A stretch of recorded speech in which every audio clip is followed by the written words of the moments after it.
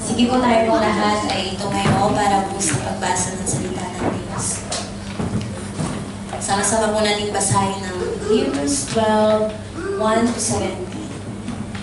Therefore, since we are surrounded by such a great cloud of witnesses, let us throw off everything that hinders and the sin that so easily entangles. And let us run with perseverance the race marked out for us, fixing our eyes on Jesus, the pioneer and perfecter of faith. For the joy set before him, he endured the cross, scorning its shames, and sat down at the right hand of the throne of God. Consider him who endured such opposition from sinners, so that you will not grow weary and lose heart.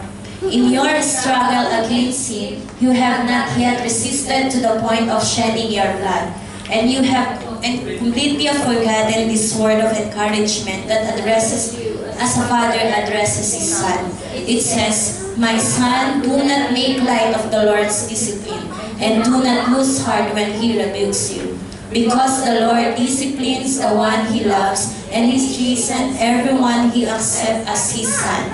Endured hardship as discipline, God is treating you as his children, for what children are not disciplined by their father? If you are not disciplined and everyone undergoes discipline, then you are not legitimate, not true sons and daughters at all. Moreover, we have all had human fathers who disciplined us and we respected them for it. How much more should we submit to the Father of spirits and live? They disciplined us for a little while as they thought best, but God disciplines us for our good, in order that we may share in His holiness. No discipline seems pleasant at the time, but painful later on, however, it produces a harvest of righteousness and peace for those who have been trained by it. Therefore, strengthen your feeble arms and weak knees. Make level paths for your feet, so that the lame may not be disabled, but rather healed. Make every effort to live in peace with everyone and to be holy. Without holiness, no one will see the Lord. See to it that no one falls short for the grace of God, and that no bitter roots grows up to cause trouble and defile men. See that no one is sexually immoral or is godless like Esau. For a single meal sold his inheritance right as the oldest son. Afterward, as you know, when he wanted to inherit this blessing, he was rejected. Even though he sought the blessing with tears, he could not change what he had done. Sa Diyos po ang papuri sa pagkabasa ng kanyang mga salita.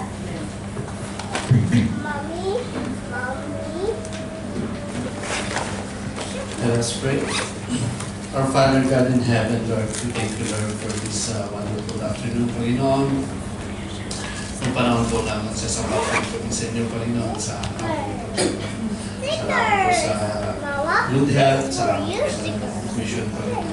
Salamat po sa address nito, Panginoon, na pinag-provide niyo po ang kaguyabang sambahin, Lord. Salamat po, Lord, sa lahat, Lord, na makapagkilan po nandito at yung mga wala po kang Panginoon, for the life of Lord, na kaguyabang po sila, Lord. Lord, safe po na makapamuntan po dito. Nalagawin po sa inyo, Lord, sa akin po, Panginoon,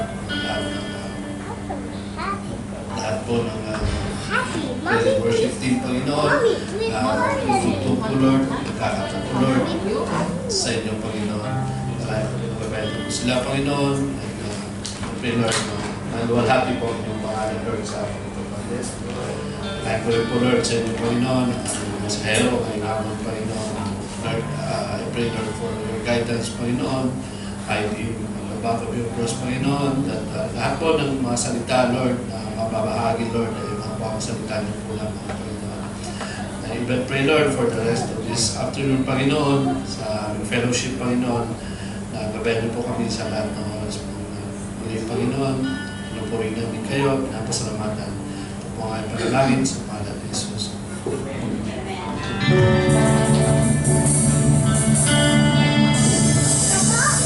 Amen. Hallelujah. Magandang hapon po sa bawat isa. Bless po ba ang bawat isa na nandito tayo ngayon? Amen. So, handa na po tayo na ipadama sa ating Panginoon ang ating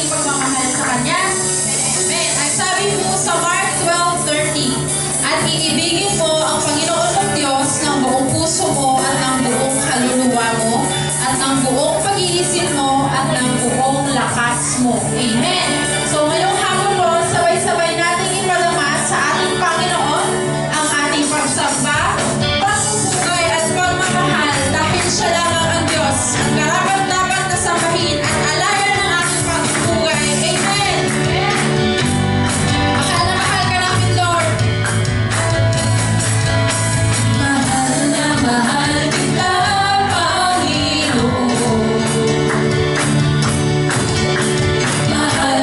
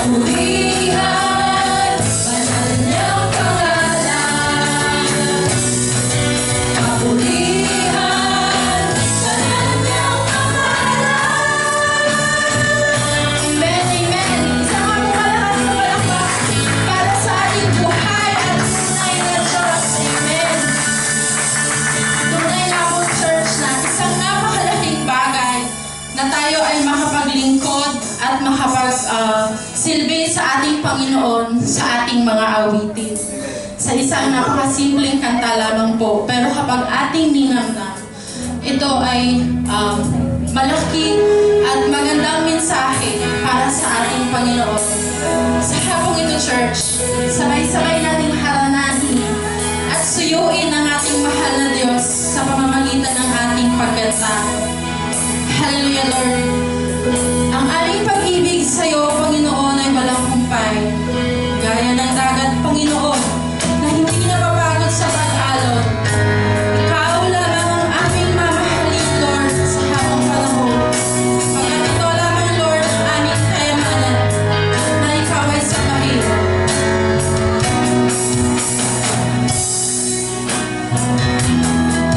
Mayroon lamang sa libong buhay, hindi pagkakain, lahat sa'yo'y ibibigay.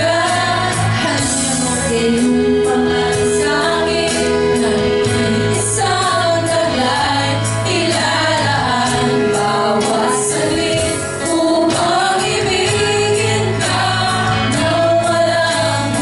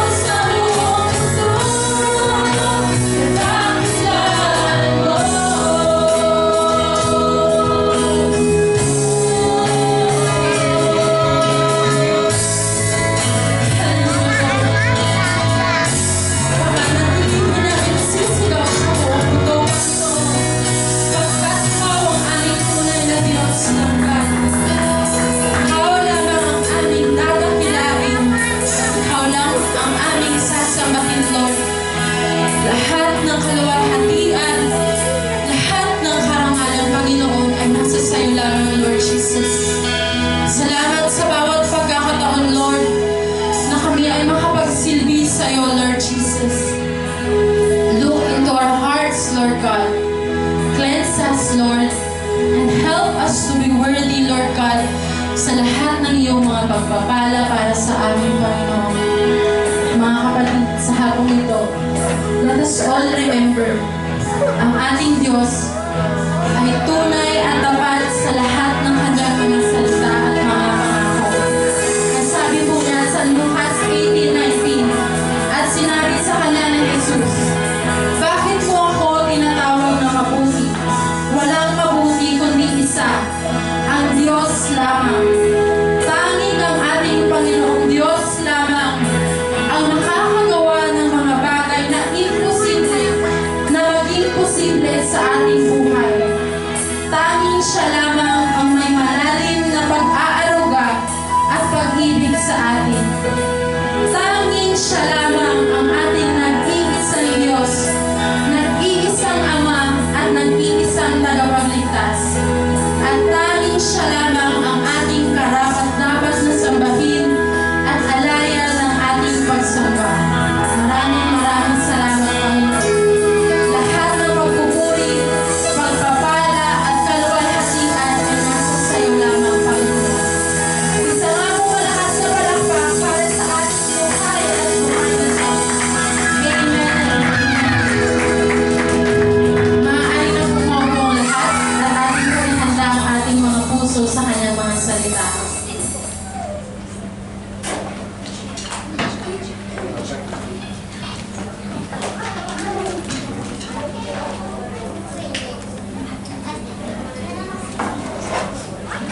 Mommy's phone. I give you mommy's phone. I want to give me mommy's phone. Mommy's phone. I want to give me mama's phone. Mommy's phone. Here is. Here's the pretty box. That's so loud. That's so loud.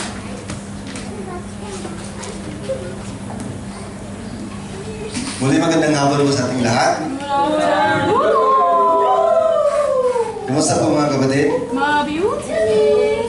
Salamat sa Panginoon sa hapon ito. Na napakabuti at napakabayad talaga ng Panginoon sa bawat buhay natin. Dahil dito naman tayo after a week. Nandito na tayo na after natin naranasan ang mga pagpapala na galing sa Panginoon. Binigyan niya pa tayo ng pagkakataon na mapaglingkuran at masamba higit sa lahat. So, pinapasalamatan ko ang bawat isa sa inyo, bawat isa sa atin na patuloy na nanalangin para sa una sa pastor natin na napaka-busy ang pastor natin doon sa Buanga, no? Of course, Sister Mars, and sa lahat ng gawain natin dito sa Abu Dhabi. So, ilang week na lang, mga 2 weeks, no? After 2 weeks, so after next week, darating na babalik na natin pastor. And pinapasalamatan ko din ng Panginoon sa kapatid natin, yung buong praise and worship team. Na alam ko na pagod at puyat sila doon sa pag-practice kagabi. Pero alam nyo, napakasarap po na makasama sa praise and worship team dahil kung doon, medyo hindi kayo tawag doon, kulang sa inyo yung pagpapractice, pwede nyo ibuhos doon sa kainan. Kasi sarap ng kainan pagkatapos ng practice eh. Masarap ng pagluto kasi ni Sister Choco na nandun yung tag doon, recommending approval ni Sister Mochi kung tama na kayo. Then, with the final approval ni Brother Derlit kung talagang okay na ba, siya lang magsasabi na kain na tayo. So, napakabuti mo ng Panginoon sa mga buhay natin, sa mga kapatid natin. Salamat sa Panginoon, sa mga buhay ninyo na patuloy na ginagamit ng Panginoon. Of course, sa bawat isa sa atin. Sa hapon. So, sa hapong ito, patuloy nating pag-aralan ng salita ng Panginoon. Kahit na nandito tayo sa lugar na ito, is binigyan pa tayo ng pagkakataon na mag-aaral, makinig na kayong mensahe ng iyong mga salita. So, samahan niyo ako muna sa mga panalangin Panginoon, salamat po sa hapong ito. Salamat po sa inyo po mga inyo merit namin ang mga pagpapalang binuhos niyo sa amin, O Diyos. Salamat sa katagumpayan at sa lahat at sa hapong ito, Diyos, dalangin namin sa inyo. Samahan niyo kami, tulungan niyo kami, Panginoon, na madali namin maintindihan ang mensahe niyo sa buhay namin. Hayaan niyo, Lord, na may sa buhay namin mga bagay na ito upang maluwalhati ng pangalan sa bawat buhay namin. Pinupuri namin, pinapasalamatan sa pangalan ni Jesus. Amen.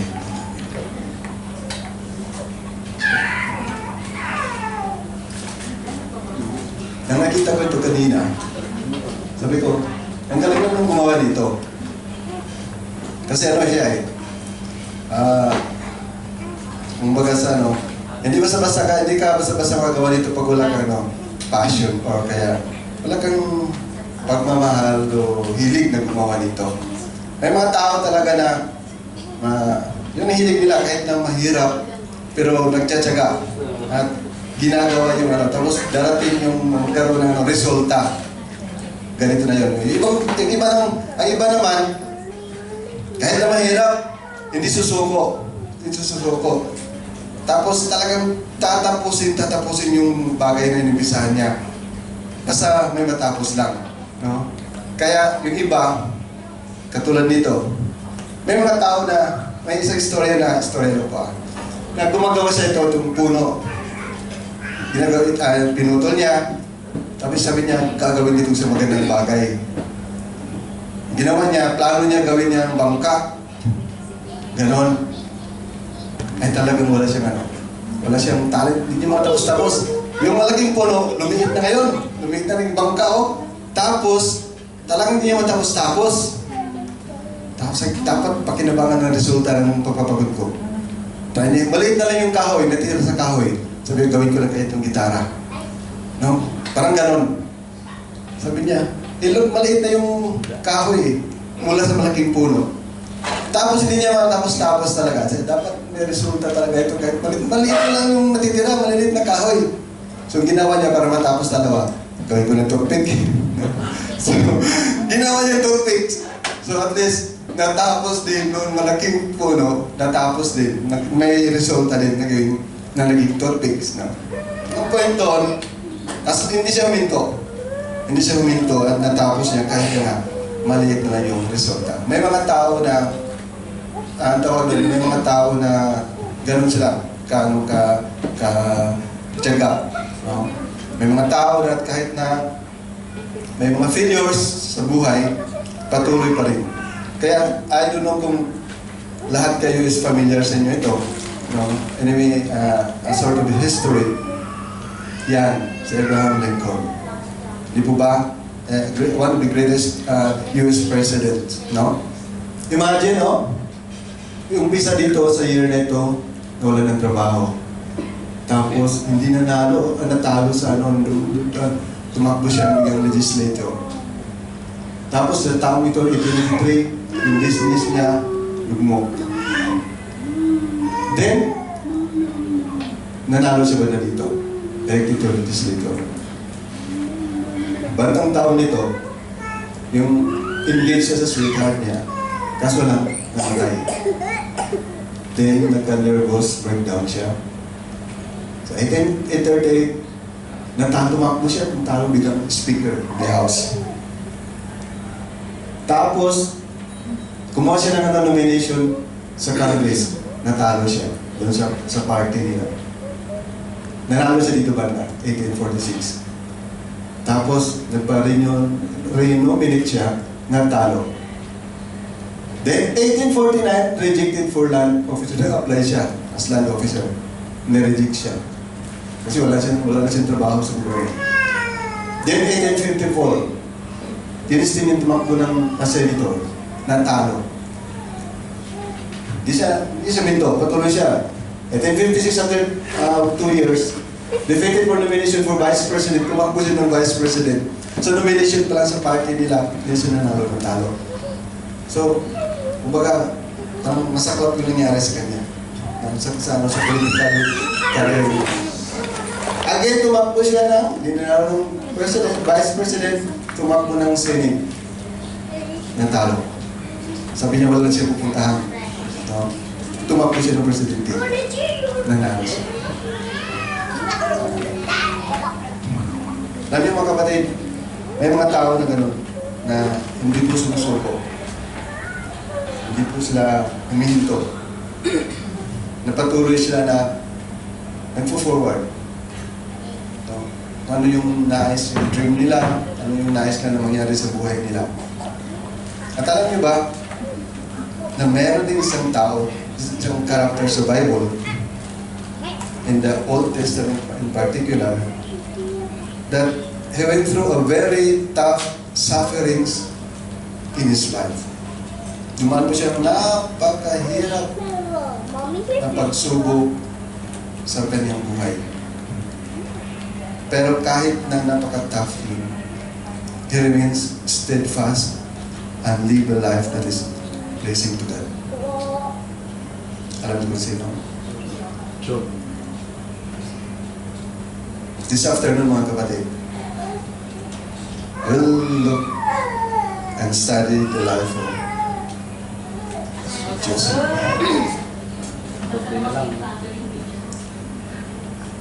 Ganun po din si Job. Now, itong buhay ni Joseph, nung binasa ko ito, kasi this is from the book of Genesis. Alam nyo, ilang chapters lang naman ito? From chapter 37 to the end of Genesis. It's chapter 50. So 37, 47, 47, and 50. More than almost 20 chapters. No? So, pero napakaganda po mga kapatid. Kung basahin nyo ito, ang buhay ni Joseph, may ano na natin, may comedy, iiyak ka rin, tatawa ka, may action din. No? Nung binasa ko ito, hindi ko napansin na medyo na paano ba yung tawa ko, sabi ng kasama ko sa bago, anong binabasa mo kuya? Sabi ko, ito ganito, bakit siya narinig niya daw ko na tumawa? Dahil matatawa ka, tapos maiiyak ka din sa mga pangyayari sa buhay niya. No? Now, dahil sa haba nito, marahil is, hindi natin matapos ito ngayon. More or less 15 chapters ito. Pero, I highly recommend din sa inyo ito na try mo basahin ito. Napakaganda po ang lesson sa buhay ni Joseph. From the book of Genesis. Yan, sabi ko nga, medyo mahaba ito, kaya marahil hindi natin matatapos sa hapong ito. So, let's study the life of Joseph. Una, sa hindi po familiar sa buhay ni Joseph, ito po yung mga kaninununuan ni Joseph. No? Isa po, di kanino? Abraham. Then si Abraham nagkaroon ng dalawang anak po ba? Si Ismael at si Isaac. Then dito banda tayo kay Isaac. Ayun, si Esau, Jacob or Israel. Diba? And then, punta tayo kay Jacob. Jacob yung 12 sons niya. 12 sons niya. At ngayon, ito po yung 12 sons ni Jacob. Or, the 12 tribes and family of Israel. Ito ay according to in birth order. No? Una, si Reuben. Pangalawa, Simeon, Levi, Judah, Dan, Naphtali, Gad, Asher, Issachar, Zebulun, ang pang-11 si Joseph, at ang pang-dalawa si Benjamin. Yan po ang 12 sons. At tandaan nyo nga, pang-11 po si Joseph. At ito pa, dahil napakahaba nitong chapters na ito, napakadami ng chapters na ito, bigyan ko yun ng summary sa buhay ni Joseph. Ito yun, summary sa buhay ni Joseph. Una, is that Joseph was the 11th son out of Jacob's 12 sons. 11th po. Then, he was thrown into a cistern or pit or well by his jealous brothers. Then, he was sold to merchants, yung mga brothers niya, who in turn sold him to Egyptian officer. See? Potiphar, a guard's captain. Ganito pa ang buhay niya. He was in charge of Potiphar's house. Naging in charge sa house ng guard captains. Then, he was accused of attempted rape by Potiphar's wife and was put to prison. Then, while in prison, he was made as prison's in charge. Hindi naman siguro sa atin ngayon parang mayor sa silda. Ang gano'n na. Pero iba yun. Kasi buong prisuhan ito no? Then, he interpreted Pharaoh's dreams and was made governor of the entire Egypt. His position next to Pharaoh. Then finally, he saved his family and members, their families, from the 7th great famine. Yun po ang summary sa buhay ni Joseph. Alam nyo, it's an amazing story that after many unexpected twists and turns and 13 years of toil and affliction, God blessed Joseph in an unimaginable way. And as a result, he became the second most powerful man in Egypt during that time. Second most powerful next to Pharaoh. So, ito po ang title ng mensahe ng Panginoon sa hapon ito. Sabay-sabay po natin basahin.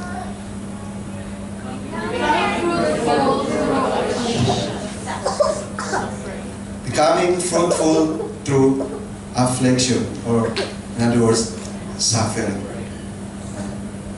Pwede pala mangyari gano'n, maging fruitful tayo sa kalagitnaan ng mga paghihirap natin na maranasan. Kung ano yan, pag-aralan natin sa hapon ito. The first affliction through which Joseph became fruitful was, he became fruitful through rejection. He became fruitful through rejection. The whole, doon sa chapter 37, umpisa natin buksan yung mga Bibles natin from the book of Genesis chapter 37.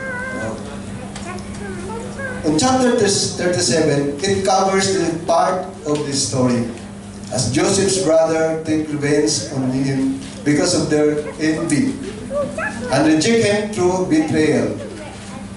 It all began because of the favored status Jacob placed on Joseph over all the other sons. This favor included making Joseph a very special coat of many colors and using him to spy in his brothers. Ang nangyari, basahin natin sa yung chapter 37 from verses 2 to verse 5. 37 verses 2 to 5. Sabay-sabay ko natin basahin ng malakas. Basa.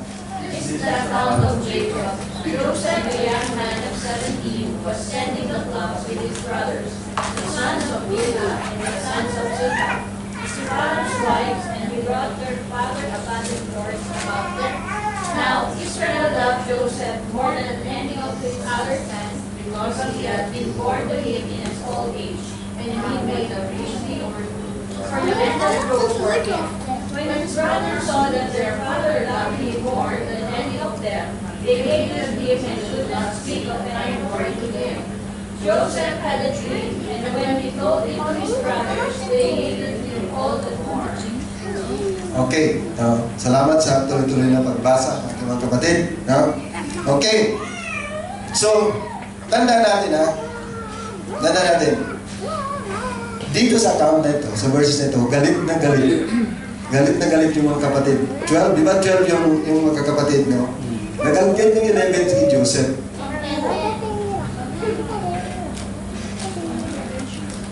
No, sila mga kapatid is 12. Oo, lahat.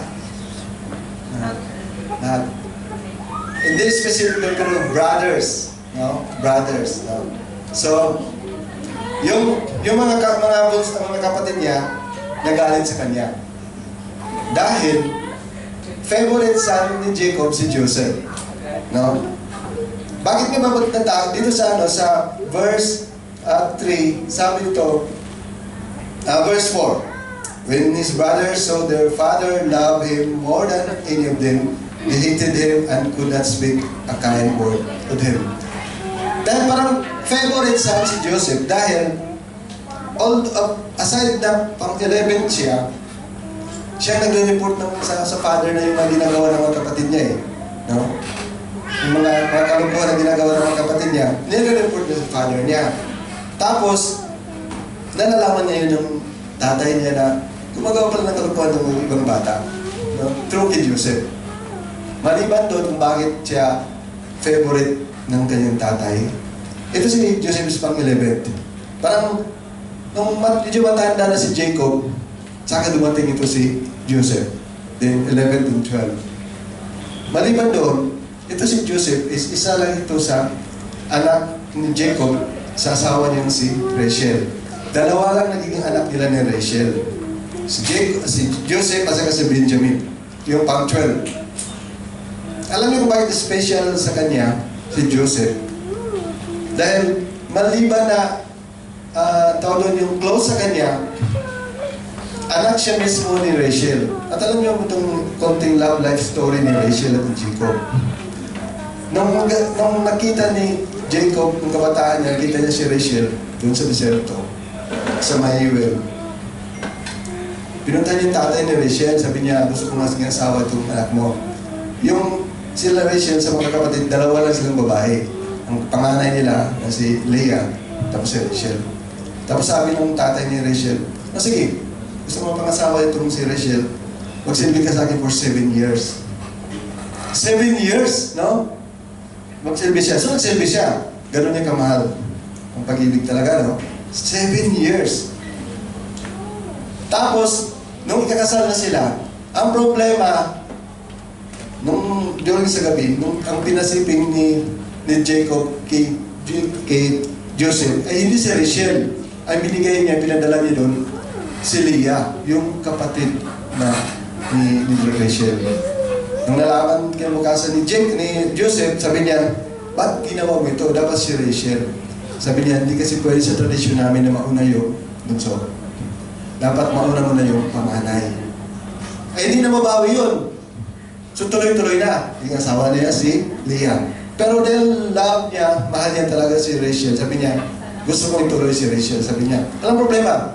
Pero maglingkod ka ulit ng 7 years. So 7 plus 7. 7 plus 7, 14 years. Huwag na siguro ako Pilipinas sa gano'n. Huwag na lang ako. Imagine, saka pa niya nakasawa si Rachel. At yun nga, nung nagkanasawa na niya, matagal pa na nagkaanak. Kaya medyo yung anak nila is pang 11 at pang 12. Kaya isa rin sa dahilan kung bakit close sa kanya si Joseph. Dahil anak mismo ng mahal niya talaga si Rachel. Now, kung pansinin natin, no? Nung nagalit yung magkakapatid doon kay Joseph, ito pa nangyari. Maliban doon sa favorite nila ni Jacob si Joseph, ginawa niya ng magandang damit. Na during that time, pag may damit pala na pag ginawa ng maganda ng colorful, napakahalaga yun, no? So yung mga kapatid niya wala, no? Galit sila din ni Joseph. Ito pa, nadagdagan pa. Dahil nung sinabi ni Joseph, alam niyo, may panaginip ako. No? Nanaginip daw siya. At sinabi niya ito sa kanyang mga kapatid. At dahil dito sa panaginip nito, the more na nagalit po yung magkakapatid sa kanya. No? At anong panaginip ito? Basahin natin. Chapter 37 from verse 5 to verse 11. Verse 5 to verse 11. And basahin po natin ng malakas po. Verse 5 to verse 11, basa mo. Joseph had a dream, and when he told it to his brothers, they hated him all the more.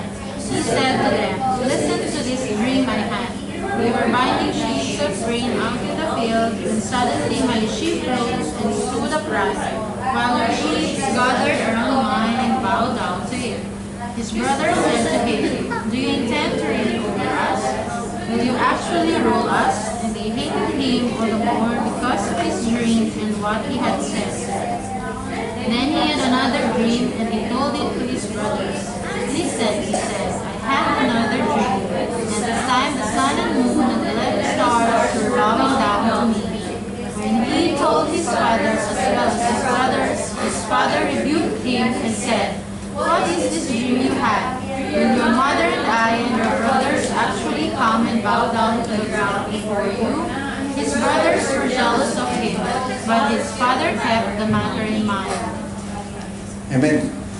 Ito, nadagdagan yung galit ng mga kakapatid sa kanya. Dahil sabi niya, may panaginip ako, ganito yon, no? Nagbibigis na tayo ng trigo. Tapos nung binigis natin ng trigo, ng bawal niya sa atin, tumayo po yung binigis ko. No? Tapos lahat yung 11 na mga bigis is nagbago yung sa binigis ko na trigo. Tapos sabi niya, ito pa, no? Na may dagdag silang panaginip na dumating na yung ang time na yung sun at saka yung moon at 11 stars, no? Nag-bow down sa kanya. So, naisip ng mga ngayon, naisip ng mga kapatid, pati nga ng parents niya, no, na sabi nila, magbabow down kami sa iyo. So, the more, no? The more naggalit na galit sila kay Joseph. At walang mapaglagay yung galit na kay Joseph. Dahil yung pang-11 ng kapatid nila, ito palang sinasabi dito yung panaginipan. So, umpisa noon, iba na yung treatment nila kay Joseph. Hindi na nila kinakausap, no? Hindi na nila kinakausap. At ito na nangyari. Further, on chapter 37, the brothers got the opportunity to revenge and initially planned to kill Joseph. Nag-isip na sila ng masama kay Joseph ngayon. Nag-isip na sila, paano tayo magaganti nito? Nag-isip na sila. Then, one day, si Joseph pinutusan ng father niya na, tingnan mo yung mga kapatid mo doon sa ilang. Kung kumustahin mo kung ano nangyari sa kanila. At hinanap niya ang mga kapatid niya. Nung natutunan yung mga kapatid niya, malayo pa lang siya, nagbalak na ng masama yung mga kapatid niya. Nagbalak na sila ng masama against kay Joseph. Sabi nila, makakaganti na tayo nito. Ito yung dumarating na yung the dreamer. No? The dreamer. So, makaganti na tayo nito. Pero, buti na lang, dahil up doon sa 11, may dalawang mga kapatid doon na hindi man talaga pala galit sa kanya. No? At ito'y tumutulong at tumahanap ng paraan upang hindi siya mapahamak. No? Kaya, on chapter 21 and 22, basahin natin ng malakas. Chapter 21 and 22, anong nakasabi yan?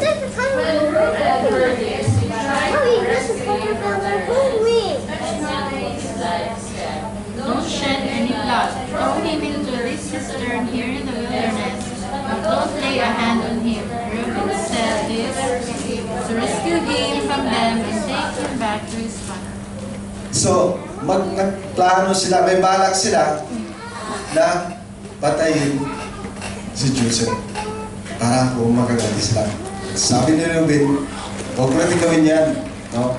Instead, itapon na lang natin siya sa, in other version, cistern, in other version ng Bible is pit.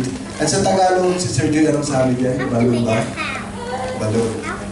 It was a dried up pit or dried up well. No? Walang tubig. Walang tubig. Ito po yun, parang ganon. No? Sabi nila, itago na lang natin dyan kaysa patayin natin. Alam niyo mga kapatid, let's try to imagine, no? Disyerto. Kung pumunta ka tayo ng disyerto, saan ba yun? So, Alain, no? Tapos, medyo malapit din yun sa daan, di ba? Ang mas pag nandun sa napakaliblib. Tapos may isang balon doon. Tapos ilalagay ka doon sa loob. Itatapon, iuhulog ka.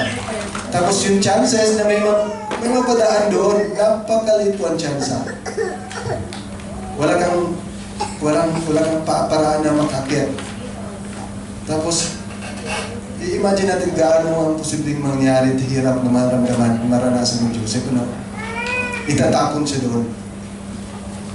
Na magano lang siyang may daraan. Wala namang titingin doon dahil alam nila na walang tubig na yon. So, i-imagine natin kung yung hirap na isang tinapon siya doon at pababayaan na mamatay. Pero, may maganda pong nangyari. May maganda pong nangyari. Ngunit itong isipin natin mga kapatid. No? Na when you find yourself in a pit, maligned and misunderstood,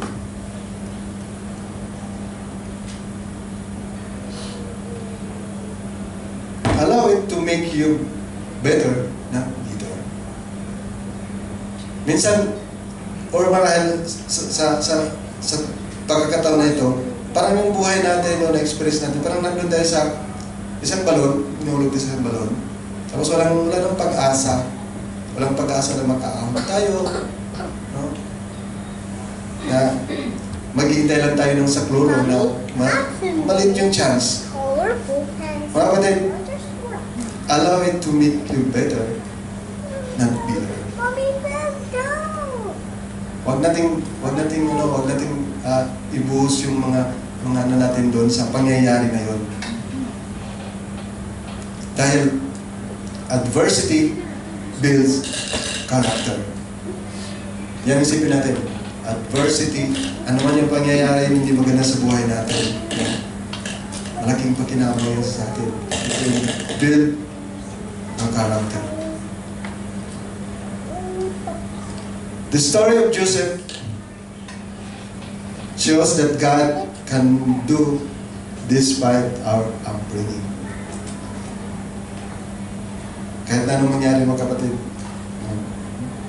yung nangyari kay Joseph, it just shows that God can do despite anong mga pangyari sa buhay natin.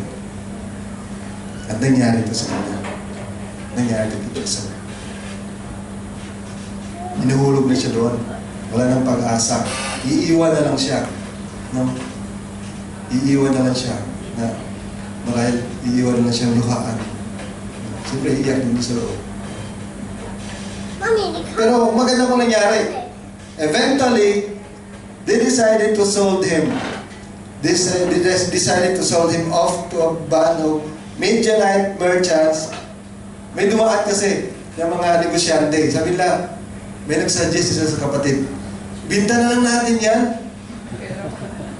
Kaysa mamamatay dyan, no? Binta na yan, magtirahan para parang scrap lang, no? Binta na natin yan kaysa magbulok yan. So, ibinita nila. They sold him off to a band of Midianite merchants. Kaya lang, who in turn sold him in an Egypt officer called Potiphar. Ibininta siya. Inalis siya doon, kaya lang ibininta naman. Imagine ha, napakasarap ng buhay niya doon sa kanyang ama. This time, naging slave na siya. Naging slave na siya, Joseph. Alam niyo ba pag maging slave ka noon, mawalan ka ng karapatan mo. Hindi katulad ngayon na sabi na modern day slave, no? May mga ganun, pero may maraming daming bawal. Ngunit noon talagang halos lahat, no? Bawal. Wala kang karapatan talaga. Nalala ko yung panood ng movie na gladiator. Gladiator. Isa siyang officer, army officer, pero nung, ano po yun ba? Commander pa nga eh. No? Tapos, nung ibininta siya, pinali siya dun sa karya na yun, pinalabas na siya, nahuli siya, at ginawa siyang slave. From commander, naging slave, at wala siyang karapatan pag anong gusto. Ang aso sila, pinapapaaway, gano'n, no? Ang hirap, wala silang gusto silang gawin, hindi nila pwedeng gawin. Yan po nangyari kay Joseph. Nawala lahat, no? Because of his brother's rejection and betrayal, Joseph had lost all his rights and was now a slave. One can only imagine the pain and loneliness this young man went through. It is certain that he would have been treated harshly or maybe viciously by the slave traders. Posibleng mangyari yan. Ngunit alam niyo mga kapatid, God, however, was with Joseph and gave him favor with Potiphar, who began to see the unique faith, wisdom, and skills this young Hebrew slave possessed. Although na-slave siya, bininta siya ng mga Midianite doon kay Potiphar. Ngunit ang magandang nangyari is that may nakita po si Potiphar sa kanya. May nakita po si Potiphar sa kanya. At binigyan siya ng magandang pagkakataon. At ano ito? Makikita po natin sa chapter 39. Punta na po tayo sa chapter 39, verses 2 to 6. Verses 2 to 6. Chapter 39, verses 2 to 6. Basahin po natin ng malakas, mga kapatid. The Lord was Joseph so that he prospered and he lived in the house of the Egyptian masters. These masters saw that the Lord was with him. The Lord revealed success in everything he did. Joseph found favor in his eyes and became his friend. Potiphar put him in charge of his household and entrusted him to From the time he put him in charge of his household and all of that he owned, the Lord blessed the household of the Egyptian because of Joseph. The blessing of the Lord was everything Potiphar had, both in the house and in the field. So Potiphar left everything he had in Joseph's care. With Joseph's charge, he did not concern himself with anything except the food he ate. Amen. Maganda nangyari, no? Akala is uncle slave lang siya, pero ang maganda niya dahil nilog niya ito ginawa. No? So, the verse 4 nalaman natin na he was, Potiphar put him in charge of his household. Imagine, akala natin wala na siyang pag-asa. Slave na, wala nang karapatan. Pero this time, ginawa siya in charge. No? In charge sa buong household ni Potiphar. He entrusted to his care everything he owned. No? Then, alam mo sa verse 5, no? From the time he put him in charge of his household and all of that he owned, the Lord blessed the household of Potiphar. Mga kapatid, pinagpala si Joseph, pinagpala din yung amo niya dahil sa kanya. Para may naranasan ang pagpapala doon sa mga lahat ng mga ari-arian na ginagawa ng amo niya, naranasan din ito ni Joseph. Akala natin, sarado na yung history ng buhay niya doon sa pagiging slave. Pero napaganda pong nangyari. Napaganda pong nangyari doon sa buhay, doon sa bahay Potiphar. Ginawa siya in charge at pinagpala ang lahat ng mga ginagawa niya, pati yung mga kabuhayan ni Potiphar. At of course, naranasan na experience ito, na benefit din nito si Joseph. Now, alam niyo, similarly mga kapatid, even in our afflictions, God can still make us a blessing to others. Huwag po natin isipin mga kapatid na yung mga paghihirap natin, is wala pong magagawa ang Diyos doon. Alam niyo, kahit na yung mga paghihirap natin, mga challenges natin, struggles, pwede pong gagawin ito ng pagpapala ng Panginoon para sa iba. At of course, ano mga pagpapala na matanggap ng mga ibang tao, at dahil ginamit tayo ng Panginoon, daraan mo na yun sa atin. Tayo din po ay makakaranas. Anong naranasan nila ng mga pagpapala? Mararanasan din po natin. God had made him fruitful through rejection. Fruitful through rejection. Alam niyo mga kapatid, church, rejection is always painful. Especially when the blow comes from someone we have loved or someone we have helped. Di po ba? Napakasakit po pag ito yung nanggaling ng rejection o ano bang ginawa sa iyo, is nanggaling ito sa mga mahal mo sa buhay. O yung mga taong tinutulungan mo. Napakasakit. Maybe you're going through rejection right now. Maybe in your marriage and relationship or in your workplace, and the pain has become unbearable. Iba-iba yung mga naranasan natin na mga rejections. No? Relationships, meaning mga mahal natin sa buhay. O kaya sa workplace. Pero you know what? Maybe you are not saying, I have no more tears to cry. No? Wala na dahil ubos na yung luha ko. But no matter how bad the rejection, mga kapatid, no matter how bad the rejection, God can still make you fruitful like He did for Joseph. Natandaan po natin yan. Even how bad it is, no? God can still make us fruitful sa lahat ng mga nangyayari sa buhay natin. Going back to Joseph, let's also not forget that the skills Joseph developed in Potiphar's house were more or less what he needed later. Yung mga nangyari at ginawa niya, mga experiences niya doon sa bahay ni Potiphar, naging ano pala yung kasangkapan para doon sa mangyayari sa kanya in the future.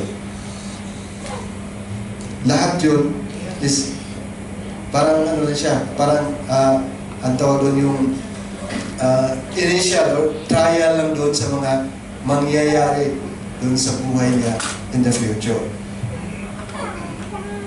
Yung mga paghihirap niya, yung paano siya nag-adjust doon sa mga kasama sa buhay, sa bahay, o paano niya inalagaan yung household ni Potiphar.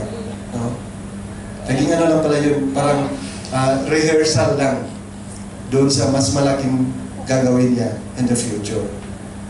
Alam mo kapatid, similarly, God can teach us valuable lessons and enhance our skills in the midst of rejection and other afflictions. Magagamitin yan. Tuturuan tayo. No? Matutunan natin ang mga lahat ng mga naranasan natin in the midst of rejection and afflictions. Then, ba't ito lang? Dahil normal sa isang tao na pag masasaktan is that gaganti. May mga ganun mga tao. Pasalamat tayo din mga yan dito sa AMI. And we need to understand mga kapatid, every suffering na mangyayari sa buhay natin. And we have to look at it in a positive side. Ano ba tinuturo sa akin ng mga paghihirap po ito? No? At wag po tayo malumog. Dahil nga, ayon sa Romans chapter 4 verse 10. Basahin nga natin sabay-sabay na malakas. Not only so, but we also rejoice in our sufferings, because we know that suffering produces perseverance. Perseverance, character, and character, hope. Yan po mga kapatid. Yun pala ang naging hantungan. No? Perseverance, in character, hope. Kasi pag mawalan tayo ng pag-asa, wala na. No? Lumog na ang buhay natin pag yung pag-asa mawawala. So, the second affliction through which Joseph became fruitful was he became fruitful through false accusation. He became fruitful through false accusation. The favor of God and his own integrity won Joseph the admiration and trust of his master. Ito pong dahilan kung ba't nag-trust sa kanya yung master niya, no? Dahil doon sa favor ng Panginoon at yung own integrity ni Joseph. Isang magandang bagay ba, kapatid, na nasa atin ang Panginoon. No? Na nasa atin ang Panginoon. Dahil hindi magagabayan po yung lahat ng mga gagawin ng mga ginagawa natin. Remember, he was made overseer of the entire household. He had come into a privileged position. Nandun na siya, di ba? Nag-in charge siya. At lahat ng gusto niya mangyari sa bahay, pamamahala, pinagkatiwala sa kanya. Maliban na lang yung kakainin ni Potiphar. Maliban doon, lahat si Joseph na bahala. Now, ano pa magandang mangyari dito is matutunan natin from verse 6 to 15 chapter 39. Basahin po natin ng sabay-sabay. Chapter 39, verses 6 to 15. Basa po. So they left Joseph care every day. Joseph was in charge. He did not concern himself with anything except until he ate. Now Joseph was well built and handsome, and suffered. After a while, his master's wife took notice of Joseph and said, "Come to bed with me." But he refused. "With me in charge," he told her, "my master does not concern himself with anything in the house.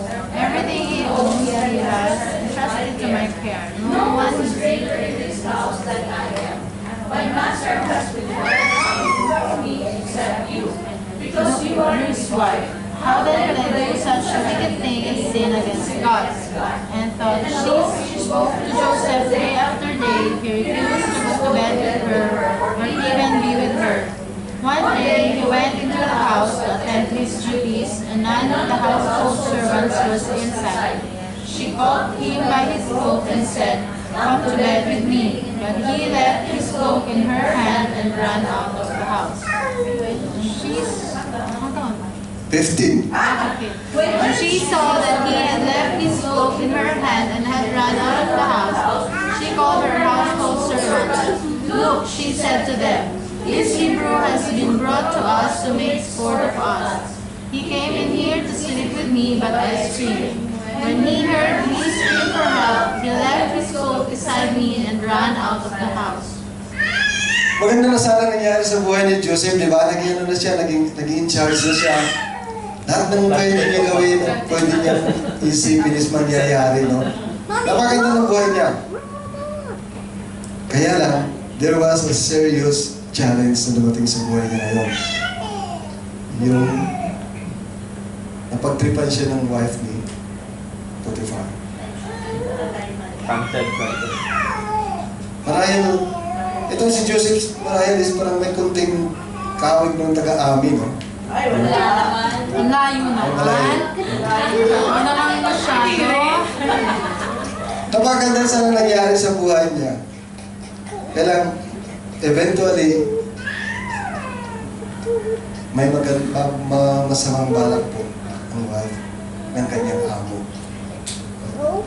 Ginawa niya lahat. No? Ginawa niya lahat na mangyari na yung gusto niya. Ito nga na-mention dito to the point na doon, araw-araw tinutokso niya si Joseph. No? Tapos, hanggang nagbalak siya ng isang napakano na plano kung anong gagawin kay Joseph. Dahil papahiya siya. Eventually, when she thought he had trapped him into a compromising situation, Joseph ran away. Joseph ran away. Because, alam niyo kung bakit? Because he did not want to either hurt God or his master.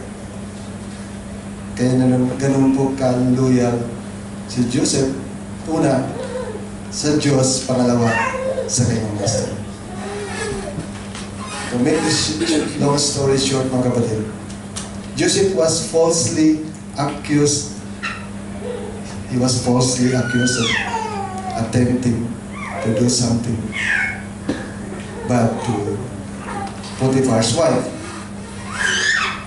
Isipin natin, no? Mommy, what is it? Ginawan siya ng istorya na hindi naman niya ginawa at wala na siyang plano. Mga kapatid, have you been falsely accused ng mga bagay na di mo ginawa? Mga bagay na di mo kasalanan, pero binabahalatan sa iyo. Ano bang mga nararamdaman natin? Ano bang mga nararamdaman natin pag gano'n? Nagbibintangan tayo. Hindi ko ba masakit? At anong posibleng maging reaction natin? Joseph was found favor with the president. No. Ang nangyari is that after dito,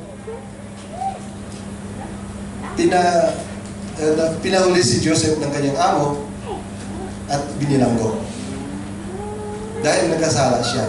Mismo pa sa wife ng kanyang amo, nagkasala siya. Ngunit, from in charge sa bahay, pamamahay ni Potiphar, this time is nagiging prisoner na ng si Joseph. Pero alam nyo, kahit nandun na po siya sa kulungan, may magandang po nangyari sa buhay ni Joseph. Malalaman natin yan. Verse 20 to 23, basahin po natin again ng malakas. Chapter 39, verses 20 to 23. Basa. Joseph's master took him and put him in prison. The place where the king's prisoners were confined. But while Joseph was there in the prison, the Lord was with him. He showed him kindness and granted him favor in the eyes of the prison warden. So the warden put Joseph in charge of all those held in the prison. And he was made responsible for all that was done there. The warden paid no attention to anything under Joseph's care because the Lord was with Joseph and gave him success in whatever he did.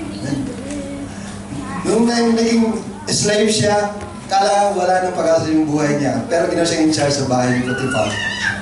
Tapos in-accuse siya. Hindi lang slave, kundi nagulong pa siya. Now, yung pagiging prisoner, mahirap yun eh. No? Dahil talagang nakakonfine lang siya sa isang lugar. Okay lang slave, makakalagad-lagad pa. Pero yung prisoners, nakakonfine siya sa isang lugar. Lalong napahirap yung buhay ni Joseph kung akala natin. Ngunit ang mangyari, may maganda pong nangyari habang nandun po siya sa kulungan. Sabi nga dito sa verse 22, the warden put Joseph in charge of all those held in prison, and he was made responsible for all that was done there. So, naging in charge siya sa presuhan. Then, bakit nangyari yun? The warden paid no attention to anything under Joseph's care. Ito maganda. Because the Lord was with Joseph and gave him success in whatever he did. Mga kapatid, kahit nandun si Joseph sa lugar na yun, patuloy siyang pinagpala ng Panginoon. At kung titingnan natin, ang isang tao na kasama ang Diyos, alam natin kung anong buhay meron siya. Kahit nandun siya sa paghihirap, sa kahirapan, kahit anong sitwasyon ng buhay niya, as long as natutuwa ang Panginoon sa buhay natin, kasama natin siya. At pagpalain niya tayo. Again, have you been falsely accused? You know what?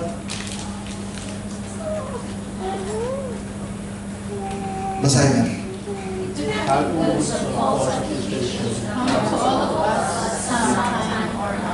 Mangyayari yan ang patid sa atin.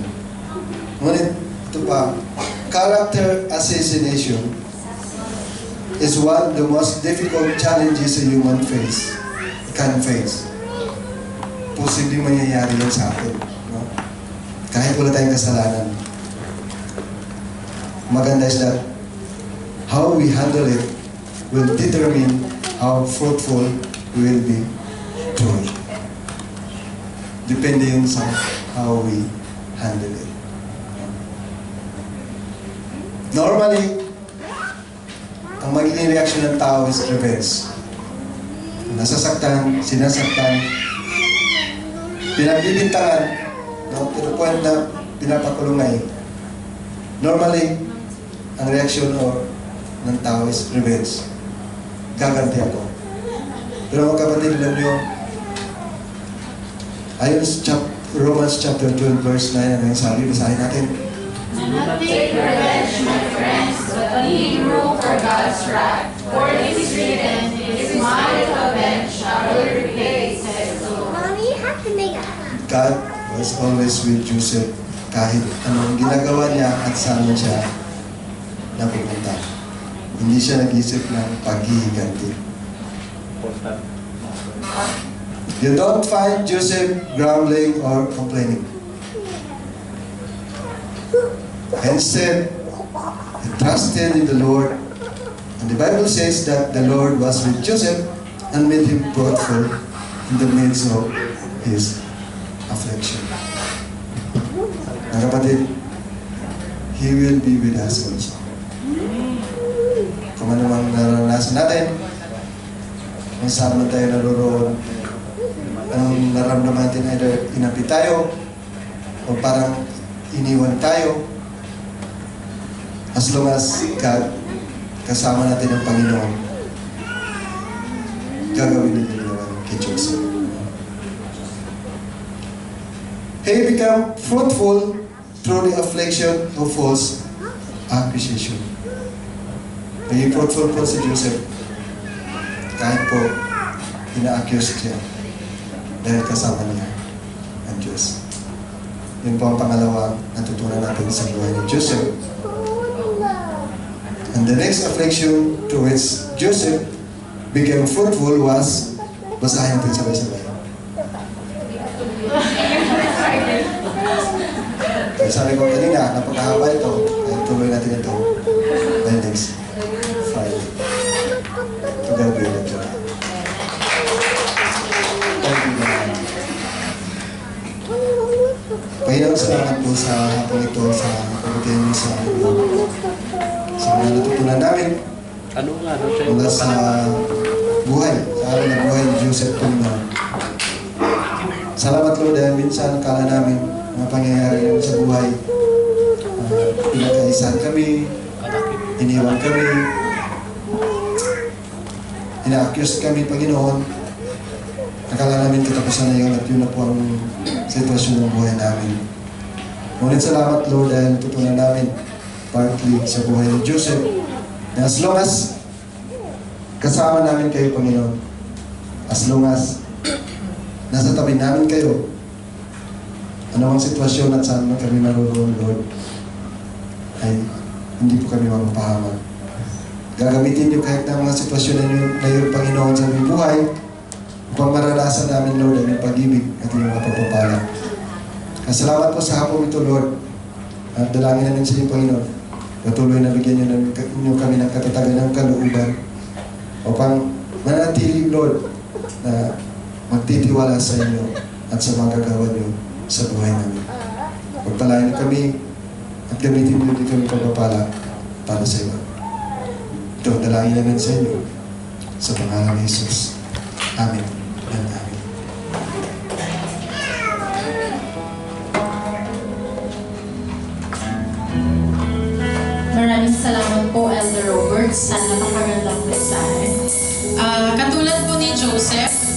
bilang tao, marami rin po tayong pagdadaanan ng mga challenges, sufferings, persecutions po, even rejections kahit sa ating mga pamilya.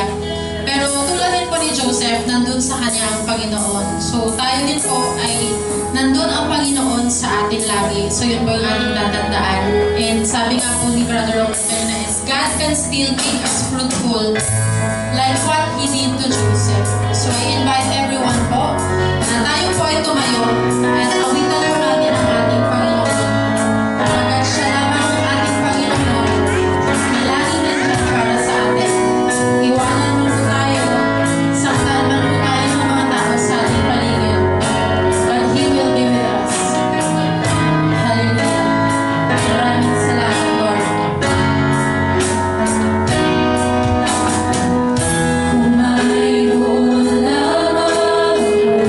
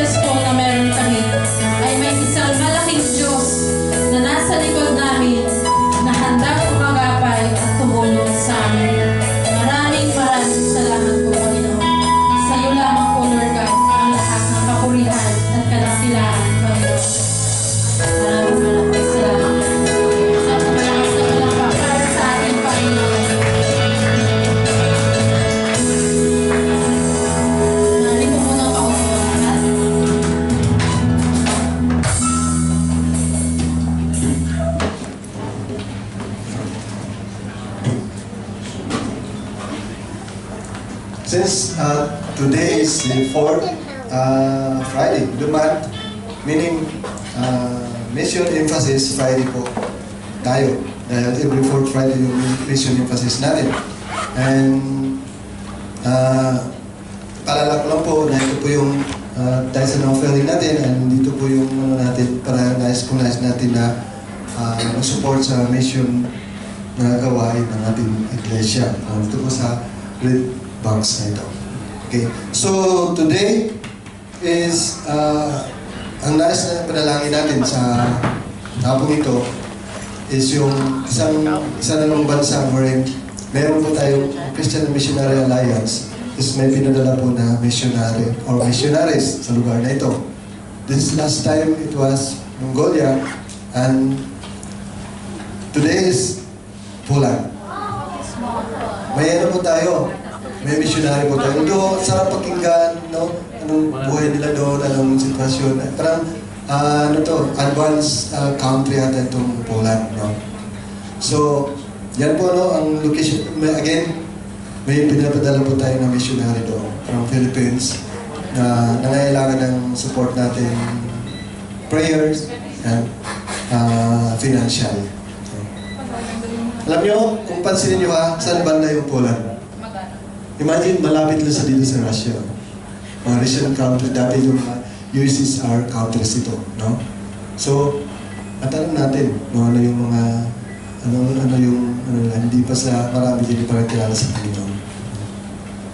So, ayan po sila. Tapos, maging strategic place siya, country, dahil dito, nakapunta doon mga missionary, ibang mga anak ng Diyos sa pamamagitan ng salita. Kaya napakalaking bagay yung mga support natin, una, panalangin and financial. Di ba tayo makapunta doon? Yung Warsaw na is, nakita ko lang yun sa manood ko ng mga malumang movie. No? Yung pala yun sa Poland pala yun. Pero this time, pwede po tayong maging bahagi ng gawain ng Panginoon doon sa pamamagitan ng panalangin at saka doon sa mga support natin, financial. So, alamin natin further, briefly lang yung itong Poland. Ito yan. Poland is that a country in Central Europe with a coastline on the Baltic Sea. Dito banda. Yung itong Baltic Sea dito. Then, in 2015, estimated nila na population is 13 million. So, medyo marami din, more than 30 million. No? Then, yun po, official language na Polish. Then, Poland's capital and largest metropolis is Warsaw. And, ito, Poland is the 6th most populous member state of the European Union. At ito yung mga ilan sa mga pictures, images ng mga tao doon. Hindi rin malayo sa atin. Yan sila. Hindi na nakalayo. Parang taga-AMI lang din. Parang mo ako yun, no? Tayo niya. Kulay pa. Yan, sa syudad, gano'n. Tapos pag dito sa farm naman nila, so, parang nasa AMI lang sila, no? Taga-AMI lang. So yun po, ngunit kailangan po nila na makilala pa yun. Marami po yung iba nakilala sa Panginoon. Kaya nagpadala po tayo ng missionaries doon. At alam natin, no? Kahit na tawag doon, yung mga maranasan marahil yung mga missionaries natin doon. Persecutions, kahit yung sitwasyon nila doon. So kailangan talaga yung supportan natin. So yun po ang wala.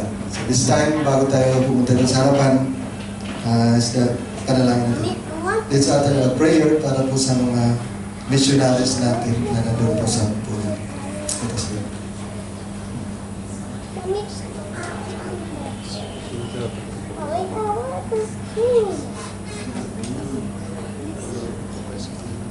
Salamat po Panginoon sa hapong ito na naging kabahagi kami Lord sa gawain ninyo sa bansa ng Poland. Salamat sa buhay ng mga kapatid namin na nandun po Panginoon. Kahit isipin namin, maganda ang kalagayan doon. Alam namin, ibang kultura, ibang klima doon, Panginoon. Alam namin, Lord, na nakaranas din sila mga persecutions, mga challenges, struggle, either sa kanilang buhay, sa kanilang family, o kaya sa kanilang ministry, Panginoon. Kaya dalangin namin, Lord, pagpalain at kabagan niyo po ang mga kapatid namin ito. Kung nasa kanila may mga karamdaman, dalangin namin, Lord, na kagalingan para sa kanila, Lord, kapayapaan, pagkaloob niyo sa kanila, Panginoon, despite sa mga naranasan nila, Diyos. Pagpalain niyo po ang kanilang mga pagpapagal, pagpalain niyo po, Panginoon, kahit na kanilang subayan, Panginoon. Salamat din, naging kabahagi kami sa lahat ng suporta para sa mga missionaries na mula sa buhay. Puri ka namin, Lord, salamatan sa ito. Ito pagdalangin namin sa inyo sa pangalan ni Jesus. Amen. I want to make the biggest house. Mommy has to make a box. Has to make a box.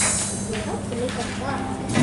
Para naman po sa ating tithes and love offering, kaya niyo po nabasahin ko po sa inyo ang salita ng Diyos mula sa Kawikaan, chapter 3, verse 9 and 10. Si Yahweh, hundugan mo bahagi ng kayamanang pinakamainam na ani mo sa Kanya ay ibigay. Sa gayon, kamalig mo ay lagi nangaapaw. Sisidlan ng inumin ay hindi na matutuyuan. Iyon. Kung patuloy po tayong susunod sa kalooban ng Diyos when it comes sa pagbibigay, tunay nga po na ang Diyos din ay pag-uumapawi yung blessing niya. Hingin natin o hindi natin hinihiling ang Diyos, hindi yan kino-question ng pagpapala. Kusang ibinibigay ng Diyos. Kaya tayo, wag po tayong manghinayang o huwag tayong mag-atubili, magdalawang isip na hindi natin sundin ang kalooban o ang utos ng Diyos sa pagbibigay ng kanya. Dahil sa pagbibigay natin, tayo nakasunod sa kalooban niya, and at the same time, naging instrumento tayo ng Panginoon upang ang biyaya niya para sa atin ay iba-ibahagi natin sa iba. Sige po.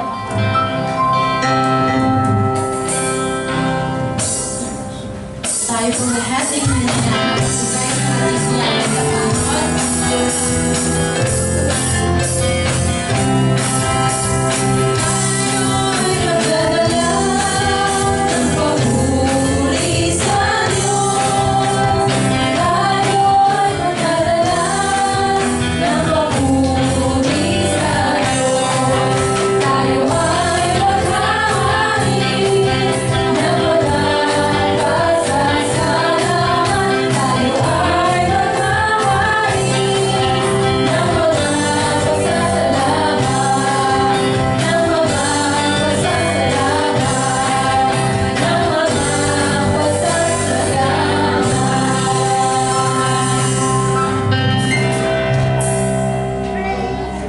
Ating po ipanalangin ang ating mga ikapo at offering.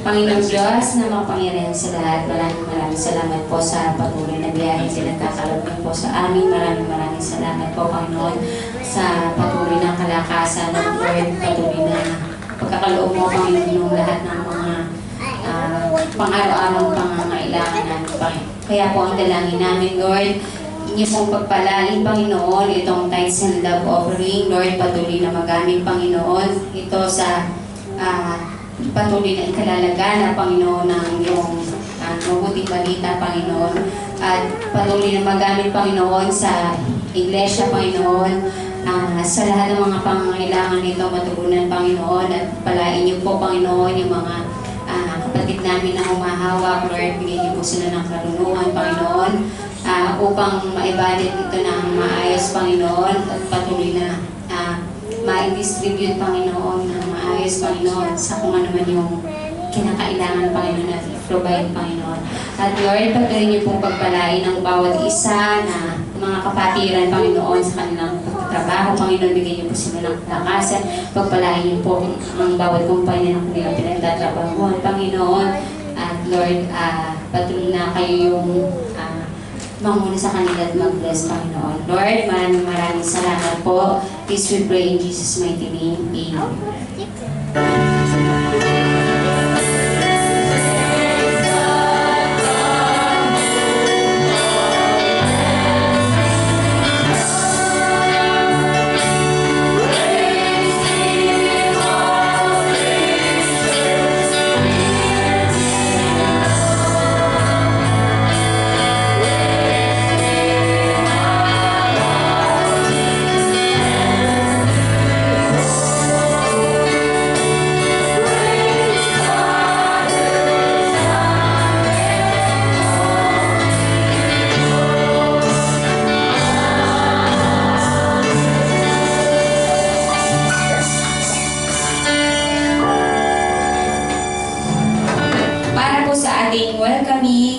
Malugod po namin welcome yung ating mga bisita na sina Christine Peñaranda po.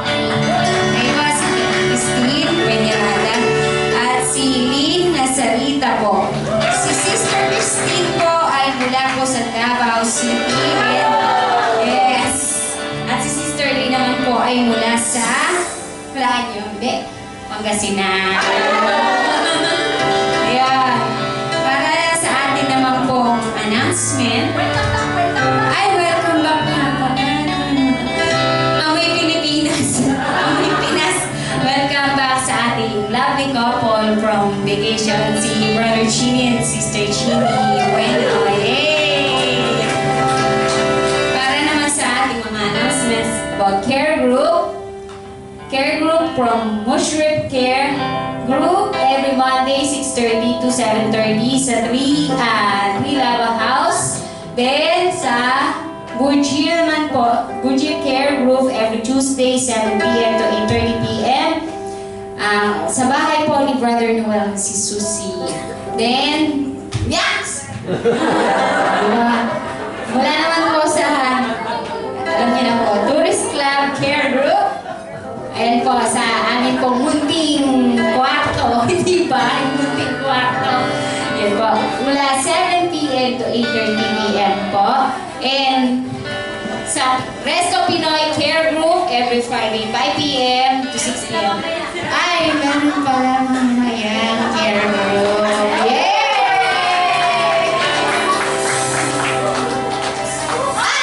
Naku, palapit. Ang big day ni Pastura. Ayan, happy birthday!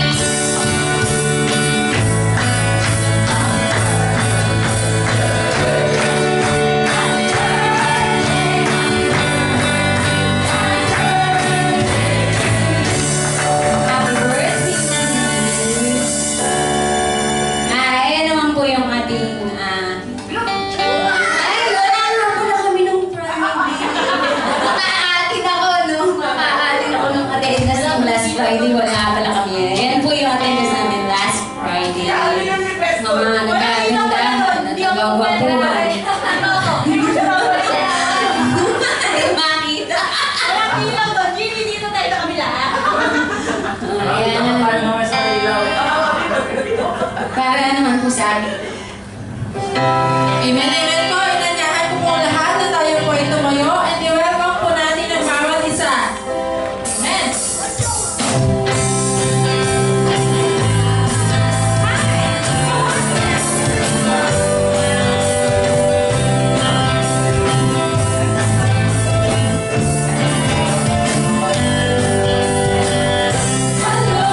Kamusta ka? Ako'y nalalak na makita ka.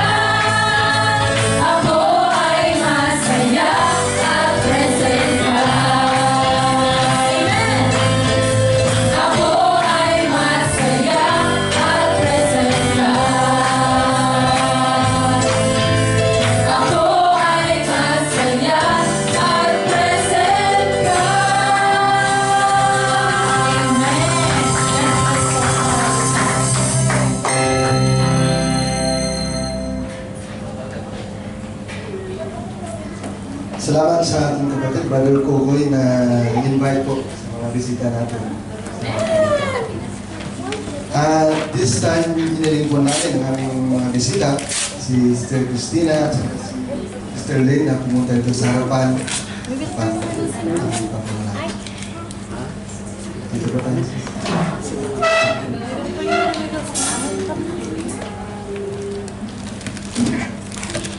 Mommy, how to pray?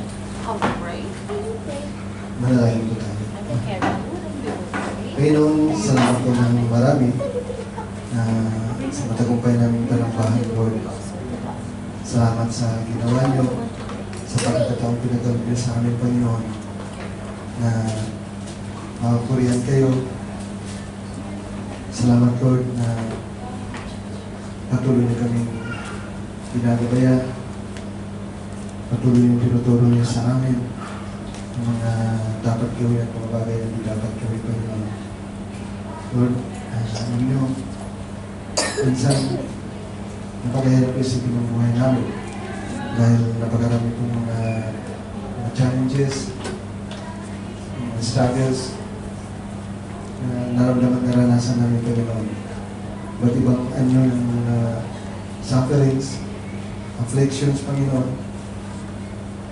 Ngunit, Lord, gusto kami nagpapasalamat dahil ang Diyos namin pinaglilingkuran, ang Diyos namin sinasamba ay makapangyarihan sa lahat. Mapagmahal at tapat sa kanyang mga pangako. Salamat, Panginoon, na sa lahat ng mga pangyayari sa buhay namin. Maliban sa alam niyo ang lahat, Panginoon, hindi niyo pa kami pinababayaan. Dahil pangako niyo sa amin, Lord, at kasama namin kayo palagi.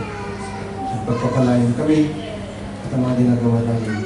At despite na, Panginoon, sa mga pangyayari sa buhay namin, ginamit ko pa ang daluyan na yung pagpapala para sa ito, Panginoon.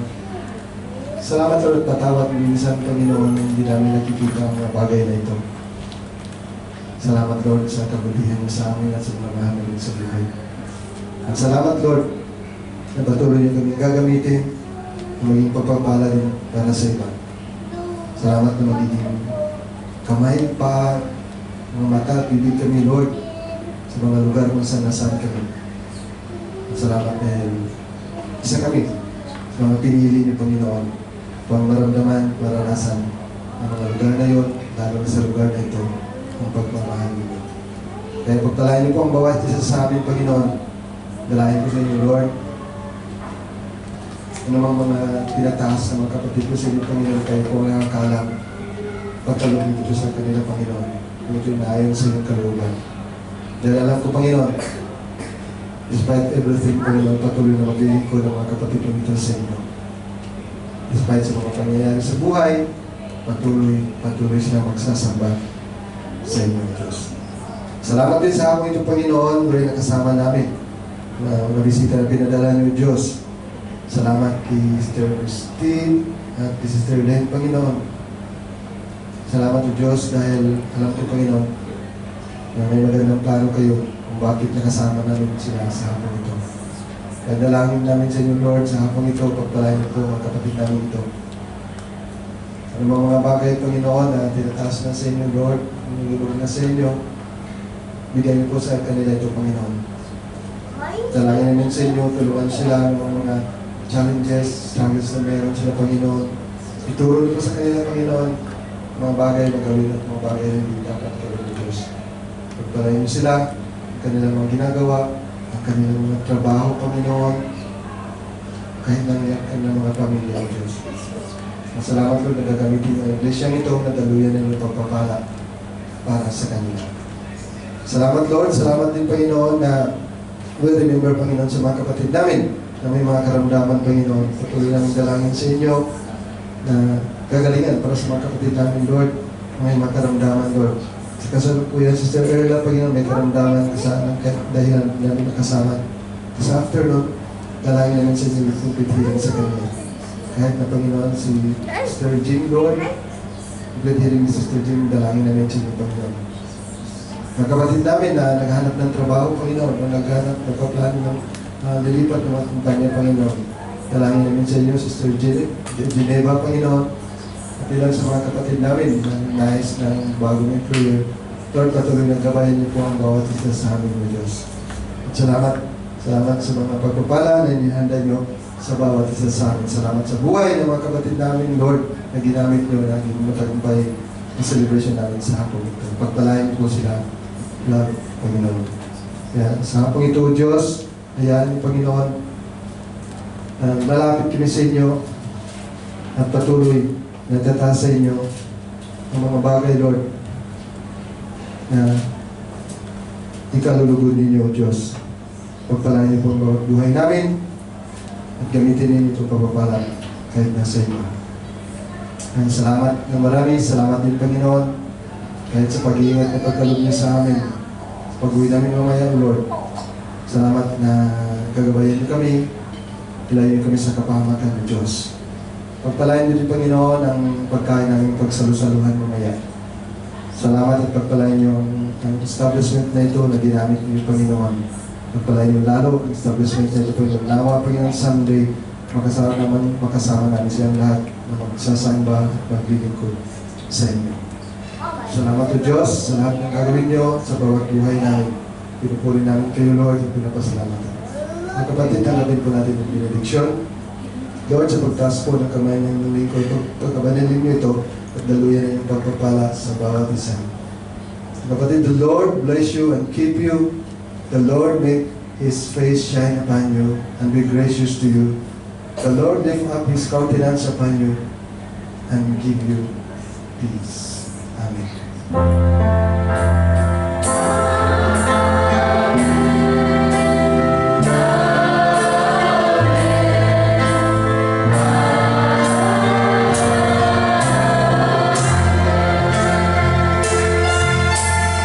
Pwede pa po nila ang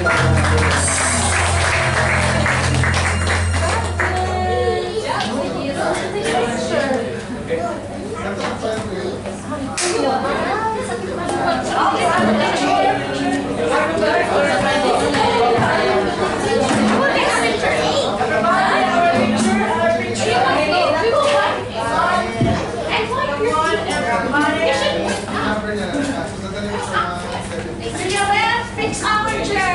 my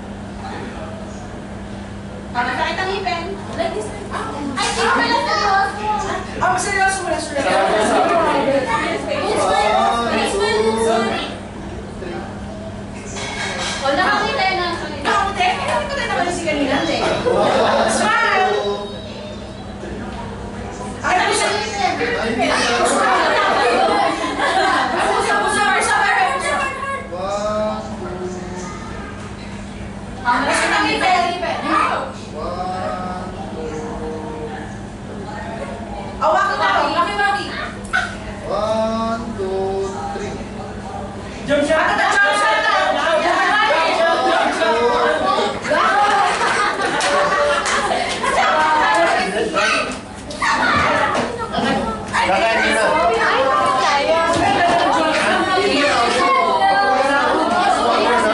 Parang hindi na kayo kumain sa inyo. Huwag lang, mag-pray na lang ito. Mama, ako muna kayo, halika. Kasi ito dito mga. Yan, yung blue na cortina.